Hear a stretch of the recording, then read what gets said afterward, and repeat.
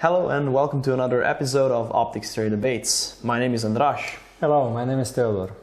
And we're still debating over Vortex riflescopes. Here on the table we have another interesting series. This is the Golden Eagle. Golden Eagle was launched in 2017 and was Vortex's first major target scope, is that right?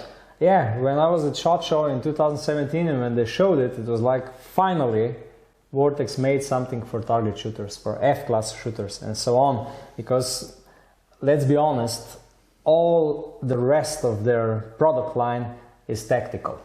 So this is the only F-class scope they really have.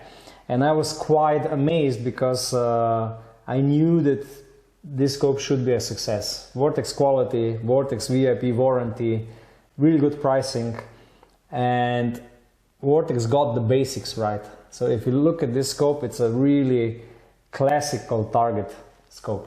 So it has a second focal plane, fine crosshair reticle. They also have one additional reticle with some hash marks, but I would say majority of people go with a fine cross reticle. And even that reticle with hash marks, it's really, really thin. So and located in the second focal plane, that means that it's really, really thin on the target. 1/8 of MOA clicks. So really precise fine. Really precise. In European measurements or in metrical system, that's roughly 3.5 millimeters per 100 meters. Extremely high magnification, so 15 to 60. And 52 millimeter objective lens, which means that this scope is quite light. We know that very similar scopes are already produced by March. They have the 10 to 60 by 52, and Night Force, they have 15 to 55 by 52. All of them are really, really light, since lately a lot of F-class rifles are really, really heavy. So people try to save as much weight as possible on the scope, on the mounts and everything else, so that the weight can go inside of the barrel, so that the barrel is thicker and heavier. And I think that the price tag is really interesting. So these are positioned in between the Sidron S3 scopes, which end at 1,300 euros. Somewhere and there, yeah. They're positioned below every other European manufacturer. So for example, Kahles, 10 yeah. to 50 is 2,500 euros. Then you have Schmidt & Bender 12 to 52, also around 2,800 euros. So yeah. it's in a sweet spot. You know, in Europe for F-class, the entry level is Sidron S3, and it's roughly 1,000 euros. Then, if you wish to have something a little bit better, lighter, with a little bit higher magnification, this is the first choice, and it's roughly 1,700, 1,800 euros. And then all the rest, the March scopes, the Night Force scopes, the Kahles scopes, the Schmidt & Bender scopes, the IOR scopes, all other F-class scopes are above 2,000 and something. So, and majority of them are much heavier than this scope. So if you are really searching for the last gram where you can save, this is the right way to go. And it offers everything. We didn't mention it before, all the reticles are non-illuminated, so that they're even thinner, and for F-class shooting you don't need the illumination. So because it only provides coverage on the target, right? And without it, and much more accurate. The illumination system, it weighs something again. So again, you have a scope which is a little bit heavier. So this is the reason why I think that they really nailed the sweet spot for F-class shooters. Price-wise, they went into the sector of the market where there is no one else there. So around 1,700 euros, if I'm not mistaken, right? Yeah. So even though this is a target scope, it doesn't have typical target turrets, it has open tactical turrets with a turn indicator on the bottom, right? That's becoming more and more popular lately, so that you have a target scope with a tactical turrets which are opened and not a target turret. You have separate videos about what is the difference between the tactical and target turret.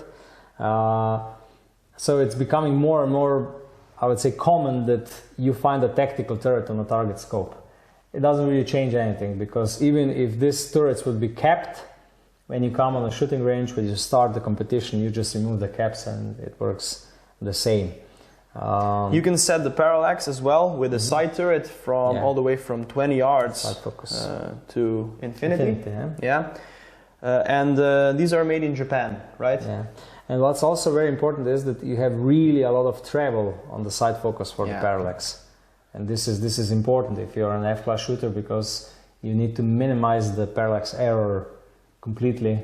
And when you have a lot of travel on the side focus, this is really easy to be done. And also everything from 20 to infinity is not marked, so that you can set the focus by yourself when observing the image, right?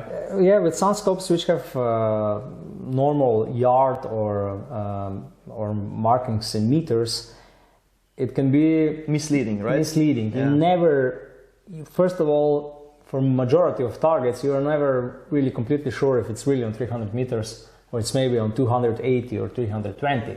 This is the first thing. The second thing is, this is fine mechanics. It's really hard to fine-tune all the scopes which leave the factory, that when you set them parallax free at 500 meters and on 500 markings, this will match. So it's better if you do it like Vortex. You don't put any markings on the side focus, and you do it manually. You just check until parallax is 0 and your targets is in your focus.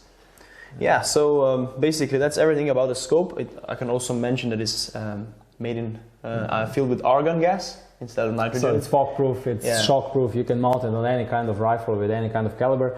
You also get some nice additions with it. Yes, we have it right here. You get metallic lens protectors, lens caps made out of aluminum. This is really interesting. They screw in. They have a thread, right? So you can screw them in. Yeah. You just do it like this. So it's like this. So it's really nice. You also get a small how it's called, I would say, you put it like in, a filter, perhaps. Almost like a filter, yeah, aperture.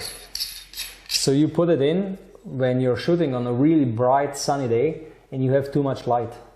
So you put this in, and then on top you can still put the sunshade, and you get less light, and it's easier for your eye, because if you're shooting on a really bright day when the sun is burning at full power and you're shooting at targets which are in white color and reflexive targets, it's a problem for the eye. You just get too much light inside and too much glare probably as well, right? But I think that the biggest problem is the amount of light itself.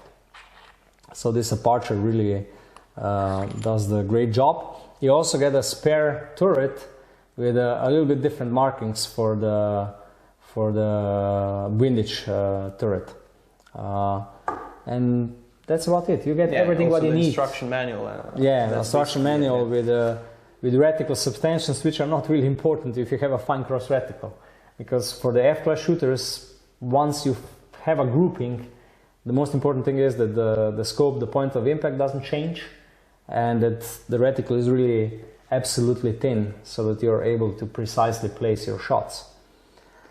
Okay. If you found this video interesting, you might be interested in this video right here, and you can also check our playlist that we created right here. That's basically it. Like this video, subscribe, and see you next time. Subscribe down on the button. Thank you.